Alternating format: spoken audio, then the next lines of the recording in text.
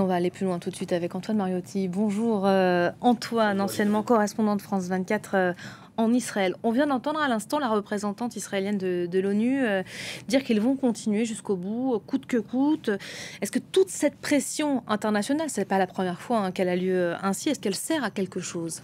Alors, elle sert à quelque chose. C'est vrai qu'on l'entend, et c'est d'ailleurs ce qu'a redit à plusieurs reprises Benyamin Netanyahou récemment. Non, nous, il essaie de rassurer un peu sa frange droite, finalement, en disant « Nous irons jusqu'au bout. Nous avons promis l'anéantissement total du Hamas, qui, disons-le clairement, on le dit depuis le 8 octobre, n'est pas possible factuellement, comme on n'a jamais détruit entièrement Daesh, par exemple, l'État islamique en Syrie et en Irak. Il peut être considérablement affaibli, mais pas entièrement détruit, encore moins idéologiquement, certainement pas après ce qui s'est passé ces derniers mois. Et donc ça, c'est un problème. Libérer tous les otages est un objectif un peu plus réalisable, même si malheureusement on voit bien que tous ne vont pas rentrer en vie, puisqu'on estime qu'il y a au moins une quarantaine qui sont décédés. Pour autant, oui, elle sert cette pression, parce que c'est la première fois qu'une pression internationale aussi forte et aussi concertée finalement depuis le 7 octobre sur le gouvernement israélien pour pouvoir avancer dans des négociations et avoir au moins un cessez-le-feu, même si on voit bien que c'est un cessez-le-feu temporaire en plusieurs parties, pour d'abord libérer un certain nombre d'otages et en échange d'ailleurs des prisonniers palestiniens, pour, si vous voulez, poser les bases d'un dialogue, d'un retour au calme, pour pouvoir ensuite avoir une deuxième étape qui libérerait tous les otages.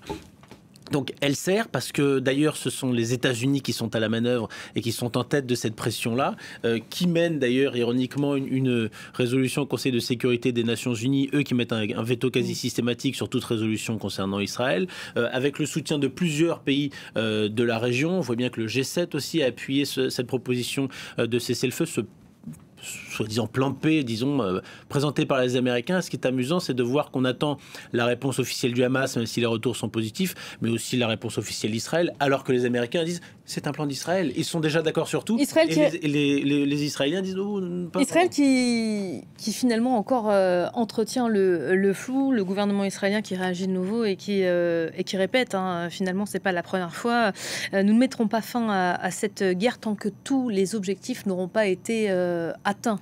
Oui, c'est exactement ce que disait à l'instant dans le sujet qu'on vient d'évoquer la représentante israélienne à l'ONU. C'est une manière aussi de ne pas faire exploser finalement cette coalition au pouvoir qui est autour de Benyamin Netanyahou. Alors car tout ça finalement est aussi beaucoup une histoire interne, une histoire de politique interne. Exactement, on a vu au lendemain des attentats atroces et terroristes du 7 octobre dernier qu'il y a eu une sorte d'union nationale sur le papier, en tout cas en Israël. En tout cas, tout le monde évidemment voulait ramener les otages, s'en prendre au Hamas, ce qui était une réaction légitime. Ce qui a posé problème, c'est la manière dont la réaction a été posée, le nombre de morts civiles qui ont été faits. Mais il y a eu une sorte de concorde sur cet objectif-là, en tout cas. Et on a vu Benny Gantz, ancien adversaire politique de Benyamin Netanyahou, ancien chef d'état-major de l'armée aussi, c'est important, dans un pays qui est quand même très militarisé aussi, et bien rejoindre le gouvernement avec un titre de ministre sans portefeuille et ce qu'on a appelé le cabinet de guerre. Et le cabinet de guerre, c'est le cabinet qui dirige finalement les opérations militaires et la frange la plus à droite du gouvernement, donc l'extrême droite, les suprémacistes, les Itamar Ben-Gvir, les Bezalel Smotrich, etc., n'en font pas partie.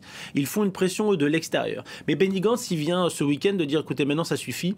Benyamin Netanyahou ne fait que fait tout pour poursuivre cette guerre, pour qu'elle ne s'arrête pas, pour ses propres intérêts politiques, parce qu'il ne veut pas non plus qu'il y ait une commission d'enquête sur ce qui s'est passé le 7 octobre, parce que ça va lui être très défavorable, parce que tous les éléments laissent à penser qu'il a échoué dans sa défense d'Israël et qu'il a permis d'une manière indirecte les attentats du 7 octobre en ne mettant pas les moyens suffisants, en n'écoutant pas suffisamment les renseignements, en n'écoutant pas les alertes des renseignements égyptiens, etc.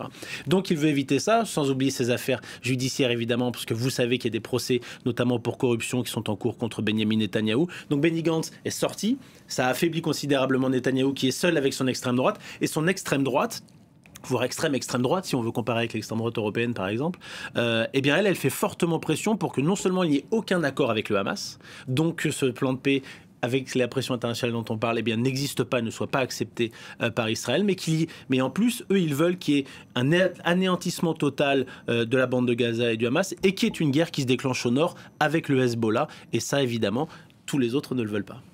Merci beaucoup Antoine pour le